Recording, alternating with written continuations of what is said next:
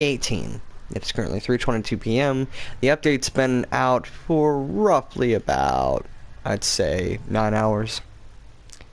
Now we're going to go through the update notes, which I think is really cool that they have this in the menu.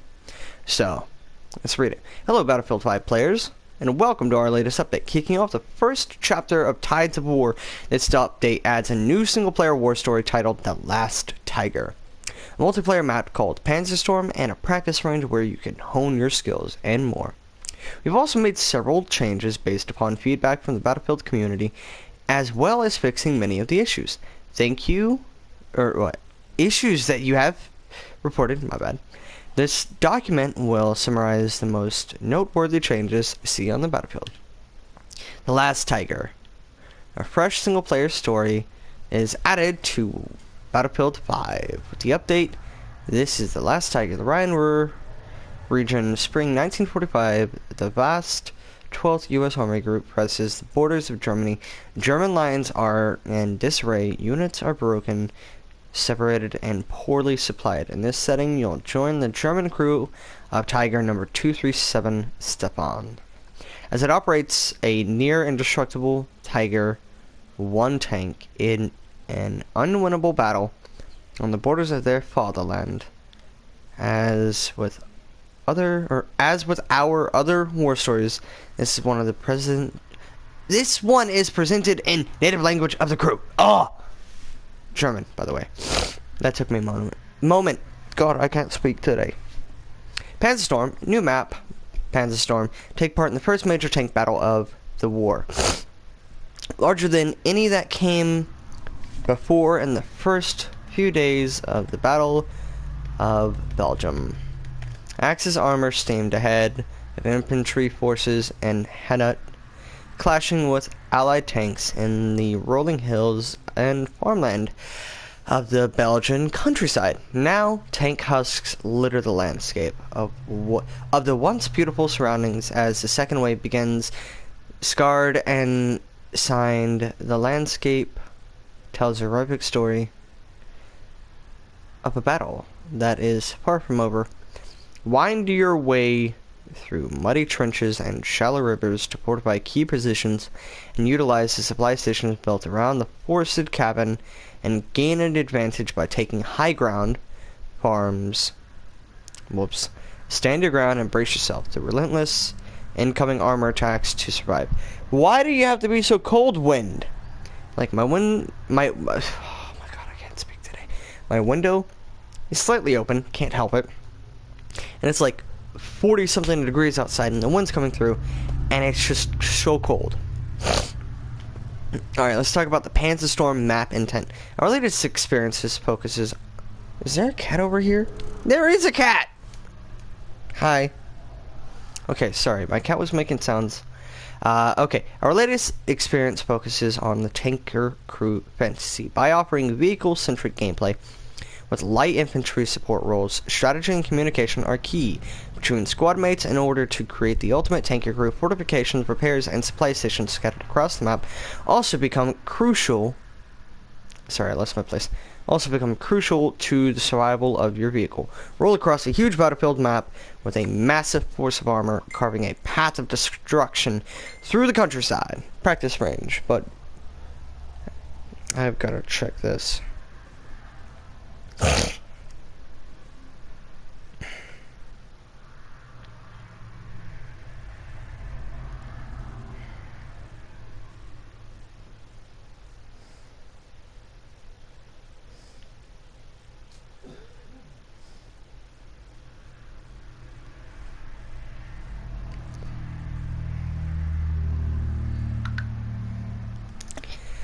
Okay, onto the practice. Oh god, we're not even halfway through this. Okay, in our practice range, you'll be able to get familiar with various weapons and vehicles that Battlefield 5 has to offer in the practice range.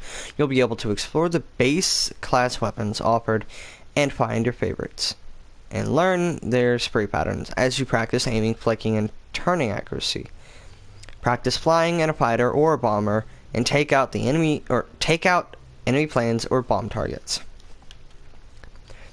Top issue fixes and changes. Fixed a bug where weapons would stay locked even if the player had reached the required level to obtain them. Made improvements for the issue involving infinite loading screens. This should be drastically reduced with this update. Oh, great. Drastically reduced. So we'll see where that goes. Fix an issue where vehicle, passenger, gunner turret animations would not align with where the player was aiming. Players no longer get into soft hang when viewing assignments in game. Made tweaks to the conquest soft catch-up mechanics. The catch-up will now be activated when the losing team is very far behind instead of rounds that are fairly close. We think that this will make matches more fair in general, while at the same time making the matches a bit more exciting if the skill gap between the teams is too big. Adjusted the amount of ammunition given to airplane forward-firing machine guns and cannons with fast resupply. We feel like we can reduce the ammo in each weapon so attrition becomes a factor over a long period of flying. This also allows us to use ammo load as a balancing mechanic for some weapons like the 8 LMGs on the Spitfire or the explosive cannon rounds of the VF-109. Airplane zooming and first person will now give 2.5 times zoom, allowing for superior scouting of the battlefield, aiming at long range or small targets. This should help planes like fighters I'm sorry, I'm confused on that line. Planes like fighters from be more connected to the ground combat. I get it, but I feel like that sentence would make a little bit more sense to me if from was not there. Planes like fighters be more connected to the combat or ground combat. I feel like that would make more sense to me if from was not there. Because that just doesn't make any sense. But we get what they're trying to say. They want fighters to be a little bit more connected to ground combat. I mean, it literally says it in that line. I just made it, sound weird. Okay. Oh, whoa, I lost my... Okay. Down a little bit more. There we go. Reduction in the damage airplane parts Reduction in the damage airplane parts take from LMGs and a buff to the health of the engine of airplanes means that dogfights should no longer be determined by an almost guaranteed part disable. Players will have to focus fire on the parts to get disabled. Excuse me, I've just burped. Okay. Or they will need to equip higher caliber but lower fire rate weapons to do effective part damage. This should deepen the experience in dogfighting and plane customization. Adjusted the Stuka 37mm cannons to be more effective in direct fire against vehicles and less effective in splash against infantry. This brings them more in line with their original intent. Additionally, a delay on dropping bombs that was unique to the Stuka has been cut from 0.3 seconds to 0.1 second. There's an arm on this bomber that swings down to drop the bomb. We sped that up. This should make bombing from the Stuka more accurate. The 8MG specialization on the Spitfire has a new overheat behavior. These weapons offer great burst damage but begin to overheat quickly with their rate of fire dropping substantially in sustained fire. Reduce the VF-109's... Ooh. I'm not even going to try to say that word because my brain no work right now, but we're going to just start off after that. The VF-109's blank towards its intended role. The weapon now... Okay, so it's a certain weapon. I think those are the rockets. I'm not sure, though. The weapon now performs similarly to single default cannon against fighters. Okay, sounds like a cannon. But has seen a damage reduction against bombers. It retains its effective splash damage against infantry, though at a lower damage rate than previously. Combined with the first-person zoom, the VF-109s with this round should be able to make targeted strafing passes on single targets, but no longer be able to sweep an area of multiple targets. AA tanks were too vulnerable when engaging infantry, making them an unattractive vehicle when aircraft were not active. We reduced the damage AA tanks take to their turret to be able to be better in line with side hits in order to make them survivable. Their damage against infantry was also slightly increased. Good! Because I played the Whirlwind, and I played the, what's it called, the Bofors Valentine, and, or the Valentine AA, quote unquote, and, I've had moments where, like, the Valentine AA, the 40 mil was okay. It took 2 shots to kill, but I mean, come on, if you're getting hit by 40 mil, dog, you're losing chunks of your body in one hit. Now, with the Whirlwind, that's 4 cannons, 4 20mm cannons. So, hitting a guy with that more than 20, 30 times, oh, dog, you should be out of the battlefield. And I'm glad they increased the damage that AA tanks do to players, because that's going to make them a more suitable fight against players. Like, if there's no planes in the air, it's not like you can just immediately change to a tank to go fight infantry and stuff. So it's good that they changed that. Now, they tweaked the Ju-88 bomber to that it can only, to the point where it can only carry one 1,000 kilogram bomb, and reduce the rate of fire when dropping the 16 50 kilogram bombs. This ensures that the bombs have a larger spread when hitting the ground. Change the Stuka damage model to be closer to the 2 bombers to improve its intended ground attack role.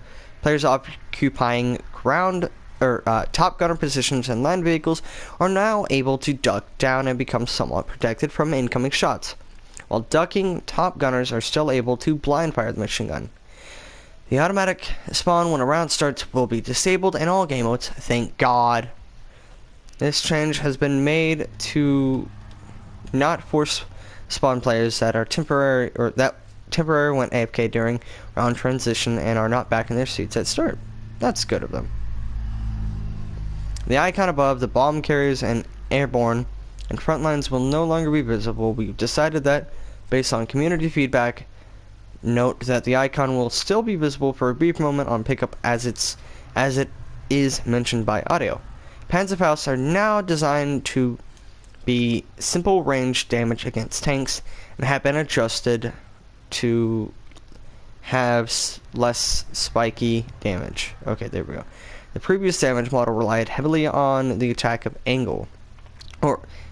Heavily on the angle of attack, which played against infantry since infantry rarely can pick their angle of attack against tanks. 4 hits could gravely punish the shooter with as low as 5 damage per hit. That's terrible.